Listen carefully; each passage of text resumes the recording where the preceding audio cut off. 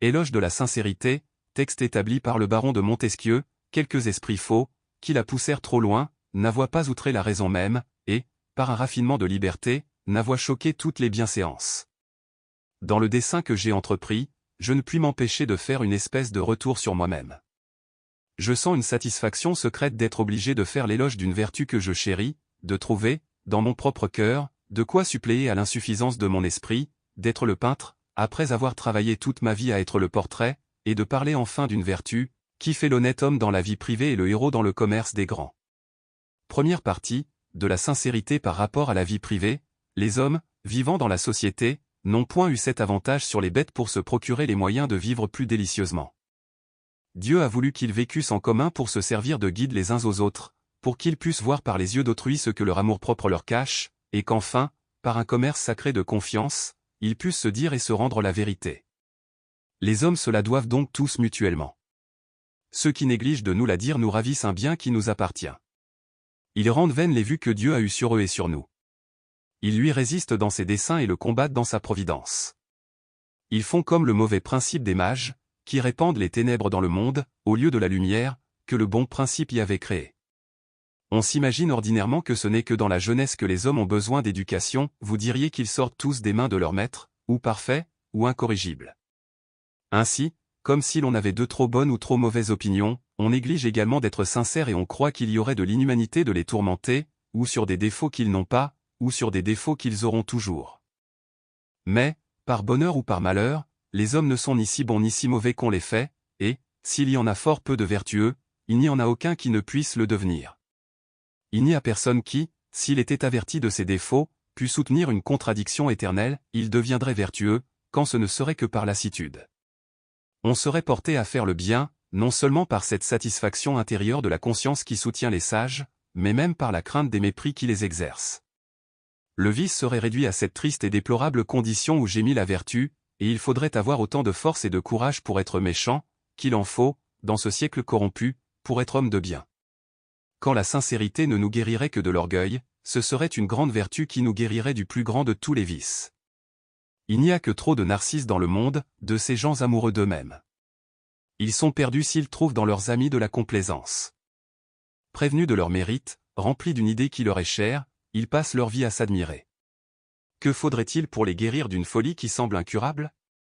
Il ne faudrait que les faire apercevoir du petit nombre de leurs rivaux, que leur faire sentir leur faiblesse, que mettre leurs vices dans le point de vue qu'il faut pour les faire voir, que se joindre à eux contre eux-mêmes, et leur parler dans la simplicité de la vérité. Quoi? Vivrons-nous toujours dans cet esclavage de déguiser tous nos sentiments? Faudra-t-il louer, faudra-t-il approuver sans cesse? Portera-t-on la tyrannie jusque sur nos pensées? Qui est-ce qui est en droit d'exiger de nous cette espèce d'idolâtrie? Certes, l'homme est bien faible de rendre de pareils hommages, et bien injuste de les exiger. Cependant, comme si tout le mérite consistait à servir, on fait parade d'une basse complaisance. C'est la vertu du siècle, c'est toute l'étude d'aujourd'hui. Ceux qui ont encore quelque noblesse dans le cœur font tout ce qu'ils peuvent pour la perdre. Ils prennent l'âme du vil courtisan pour ne point passer pour des gens singuliers, qui ne sont pas faits comme les autres hommes. La vérité demeure ensevelie sous les maximes d'une politesse fausse. On appelle savoir vivre l'art de vivre avec bassesse. On ne met point de différence entre connaître le monde et le tromper, et la cérémonie, qui devrait être entièrement bornée à l'extérieur, se glisse jusque dans les mœurs. On laisse l'ingénuité aux petits esprits, comme une marque de leur imbécilité. La franchise est regardée comme un vice dans l'éducation. On ne demande point que le cœur soit bien placé, il suffit qu'on l'ait fait comme les autres. C'est comme dans les portraits, où l'on exige autre chose si ce n'est qu'il soit ressemblant. On croit, par la douceur de la flatterie, avoir trouvé le moyen de rendre la vie délicieuse. Un homme simple qui n'a que la vérité à dire est regardé comme le perturbateur du plaisir public. On le fuit, parce qu'il ne plaît point, on fuit la vérité qu'il annonce, parce qu'elle est amère. On fuit la sincérité dont il fait profession parce qu'elle ne porte que des fruits sauvages, on la redoute, parce qu'elle humilie, parce qu'elle révolte l'orgueil, qui est la plus chère des passions, parce qu'elle est un peintre fidèle, qui nous fait voir aussi difformes que nous le sommes. Il ne faut donc pas s'étonner si elle est si rare, elle est chassée, elle est proscrite partout. Chose merveilleuse. Elle trouve à peine un asile dans le sein de l'amitié. Toujours séduit par la même erreur, nous ne prenons des amis que pour avoir des gens particulièrement destinés à nous plaire, notre estime finit avec leur complaisance, le terme de l'amitié est le terme des agréments. Et quels sont ces agréments? Qu'est-ce qui nous plaît davantage dans nos amis? Ce sont les louanges continuelles, que nous levons sur eux comme des tributs.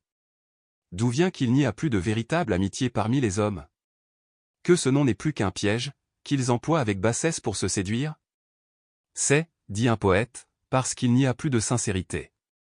En effet, ôter la sincérité de l'amitié, c'est en faire une vertu de théâtre, c'est défigurer cette reine des cœurs, c'est rendre chimérique l'union des âmes, c'est mettre l'artifice dans ce qu'il y a de plus saint, et la gêne dans ce qu'il y a de plus libre. Une telle amitié, encore un coup, n'en a que le nom, et Diogène a raison de la comparer à ces inscriptions que l'on met sur les tombeaux, qui ne sont que de vains signes de ce qui n'est point. Les anciens, qui nous ont laissé des éloges si magnifiques de Caton, nous l'ont dépeint comme si la voix eût le cœur de la sincérité même. Cette liberté, qu'il chérissoit tant, ne paroissoit jamais mieux que dans ses paroles. Il sembloit qu'il ne pouvoit donner son amitié qu'avec sa vertu. C'est toi plutôt un lien de probité que d'affection, et il reprenoit ses amis, et parce qu'ils étoient ses amis, et parce qu'ils étoient hommes. C'est sans doute un ami sincère que la fable nous cache dans ses ombres, lorsqu'elle nous représente une divinité favorable, la sagesse elle-même, qui prend soin de conduire Ulysse, le tourne à la vertu, le dérobe à 1000 dangers, et le fait jouir du ciel, même dans sa colère.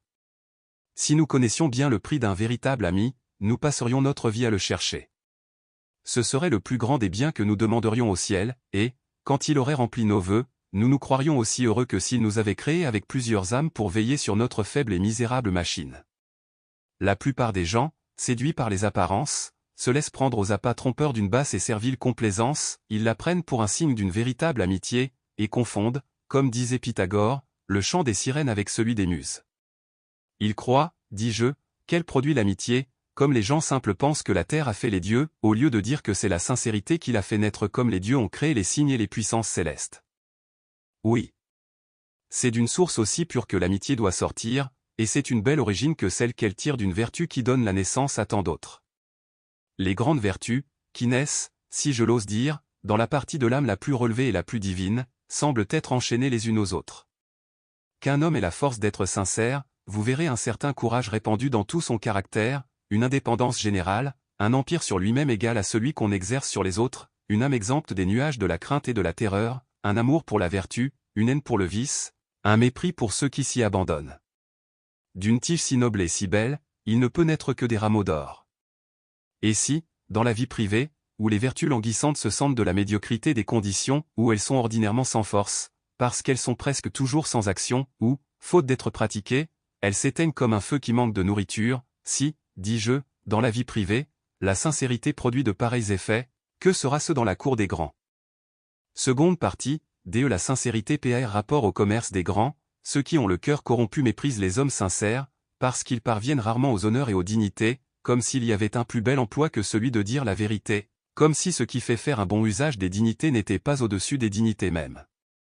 En effet, la sincérité même n'a jamais tant d'éclat que lorsqu'on la porte à la cour des princes, le centre des honneurs et de la gloire. On peut dire que c'est la couronne d'Ariane, qui est placée dans le ciel. C'est là que cette vertu brille des noms de magnanimité, de fermeté et de courage, et, comme les plantes ont plus de force lorsqu'elles croissent dans les terres fertiles, aussi la sincérité est plus admirable auprès des grands, où la majesté même du prince, qui ternit tout ce qui l'environne, lui donne un nouvel éclat.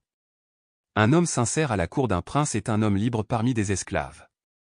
Quoiqu'il respecte le souverain, la vérité, dans sa bouche, est toujours souveraine, et, tandis qu'une foule de courtisans est le jouet des vents qui règnent et des tempêtes qui grondent autour du trône, il est ferme et inébranlable, parce qu'il s'appuie sur la vérité, qui est immortelle par sa nature et incorruptible par son essence. Il est, pour ainsi dire, garant envers les peuples des actions du prince. Il cherche à détruire, par ses sages conseils, le vice de la cour, comme ces peuples qui, par la force de leur voix, voulaient épouvanter le dragon qui éclipsait, disait-il, le soleil, et, comme on adorait autrefois la main de Praxitèle dans ses statues, on chérit un homme sincère dans la félicité des peuples, qu'il procure, et dans les actions vertueuses des princes, qu'il anime. Lorsque Dieu, dans sa colère, veut châtier les peuples, il permet que des flatteurs se saisissent de la confiance des princes, qui plongent bientôt leur état dans un abîme de malheur. Mais, lorsqu'il veut verser ses bénédictions sur eux, il permet que des gens sincères aient le cœur de leur roi et leur montrent la vérité, dont ils ont besoin comme ceux qui sont dans la tempête ont besoin d'une étoile favorable qui les éclaire. Aussi voyons-nous, dans Daniel, que Dieu, irrité contre son peuple, met au nombre des malheurs dont il veut l'affliger, que la vérité ne sera plus écoutée, qu'elle sera prosternée à terre, dans un état de mépris et d'humiliation, et prosternatur veritas in terra. Pendant que les hommes de Dieu annonçaient à son peuple les arrêts du ciel, 1000 faux prophètes s'élevaient contre eux. Le peuple, incertain de la route qu'il devait suivre, suspendu entre Dieu et Baal, ne savait de quel côté se déterminer. C'est en vain qu'il cherchait des signes éclatants, qui fixassent son incertitude. Ne savait-il pas que les magiciens de Pharaon, remplis de la force de leur art, avaient essayé la puissance de Moïse et l'avaient pour ainsi dire lassé? À quel caractère pouvait-on donc reconnaître les ministres du vrai Dieu? Le voici, c'est à la sincérité avec laquelle il parlait aux princes, c'est à la liberté avec laquelle il leur annonçait les vérités les plus fâcheuses, et cherchait à ramener des esprits séduits par des prêtres flatteurs et artificieux. Les historiens de la Chine attribuent la longue durée, si je l'ose dire, l'immortalité de cet empire, au droit qu'ont tous ceux qui approchent du prince, et surtout un principal officier nommé Kotaou, de l'avertir de ce qu'il peut y avoir d'irrégulier dans sa conduite. L'empereur Tqiu, qu'on peut justement nommer le Néron de la Chine, fit attacher en un jour, à une colonne d'airain enflammée, 22 mandarins, qui s'étaient succédés les uns les autres à ce dangereux emploi de Kotaou.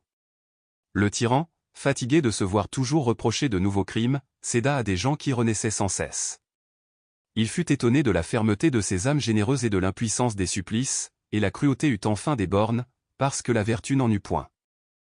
Dans une épreuve si forte et si périlleuse, on ne balança pas un moment entre se taire et mourir, les lois trouvèrent toujours des bouches qui parlèrent pour elles, la vertu ne fut point ébranlée, la vérité, trahie, la constance, lassée, le ciel fit plus de prodiges que la terre ne fit de crimes, et le tyran fut enfin livré au remords. Voulez-vous voir, d'un autre côté, un détestable effet d'une lâche et basse complaisance? Comme elle empoisonne le cœur des princes, et ne leur laisse plus distinguer les vertus d'avec les vices? Vous le trouverez dans l'Ampridius, qui dit que Commode, ayant désigné consul l'adultère de sa mère, reçut le titre de pieux et qu'après avoir fait mourir Pérennie, il fut surnommé heureux, cum adulterum matri consulem, designasse, commodu vocatus et pius, cum occidice perennem, vocatus et Félix. Quoi? Ne se trouvera-t-il personne qui renverse ces titres fastueux, qui apprenne à cet empereur qu'il est un monstre, et rende à la vertu des titres usurpés par le vice? Non. À la honte des hommes de ce siècle, personne ne parla pour la vérité.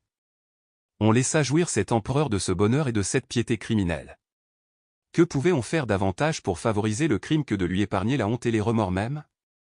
Les richesses et les dignités, disait Platon, n'engendrent rien de plus corrompu que la flatterie. On peut la comparer à ces rochers cachés entre deux eaux, qui font faire tant de naufrages. Un flatteur, selon Homère, est aussi redoutable que les portes de l'enfer, c'est la flatterie, est-il dit dans Euripide, qui détruit les villes les mieux peuplées et fait tant de déserts. Heureux le prince qui vit parmi des gens sincères qui s'intéressent à sa réputation et à sa vertu. Mais que celui qui vit parmi des flatteurs est malheureux de passer ainsi sa vie au milieu de ses ennemis. Oui. Au milieu de ses ennemis. Et nous devons regarder comme tels tous ceux qui ne nous parlent point à cœur ouvert, qui, comme ce Janus de la fable, se montrent toujours à nous avec deux visages. Qui nous font vivre dans une nuit éternelle, et nous couvrent d'un nuage épais pour nous empêcher de voir la vérité qui se présente. Détestons la flatterie. Que la sincérité règne à sa place. Faisons-la descendre du ciel, si elle a quitté la terre. Elle sera notre vertu tutélaire. Elle ramènera l'âge d'or et le siècle de l'innocence, tandis que le mensonge et l'artifice rentreront dans la boîte funeste de Pandore. La terre, plus riante, sera un séjour de félicité.